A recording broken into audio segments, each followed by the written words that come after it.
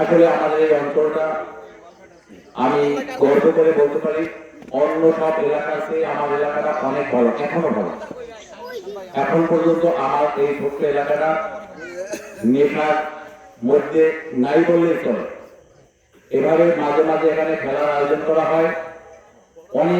অনেকে অনেক কথা বলে, খেলাধুলো যতদিন থাকবে ততদিন এলাকা নেশা মুক্ত থাকবে। মানুষ যদি খেলাধুলা না করে ওই টাইমে কি করে? আমরা আগে দেখতাম সকালে ক্রিকেট খেলা হইতো, বিকালে ফুটবল খেলা হইতো, ওই টাইমে মানুষ মাঠে থাকতো।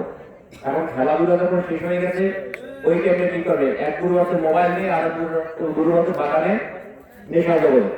আমি সম্মানিত আয়োজক যারা, বিশেষ করে আমার এলাকার সম্মানিত বড় ভাই যারা আছেন, এই ক্রিয়াটাকে জীবিত রাখেন, অবশ্যই নেশা মুক্ত হবে।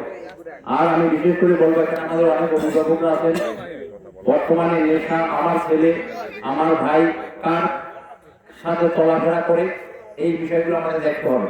একজন নেশাখোরের সাথে চললে অবশ্যই আমার ভাইয়ের নেশাখোর হবে, আমার ছেলের নেশাখোর হবে। আমার ছেলে কোথায় থাকে, বিশেষ করে যারা লেখাপড়া করে সন্ধ্যার পরে যাতে বাসায় থাকে সেই অনুরোধ করি।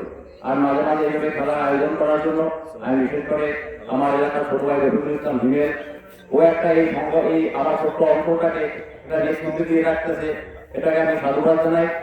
আগামী তো এভাবে ভালো ভালো অনুষ্ঠানের মাধ্যমে যুব সমাজকে উৎসাহিত করে রাখার জন্য রাখবে, এবং সাথে সাথে এই এলাকায় যারা আমাদের সম্বন্ধে বড় হয়ে তারা আমাদের পার্টিসিপেট করবে এই আশা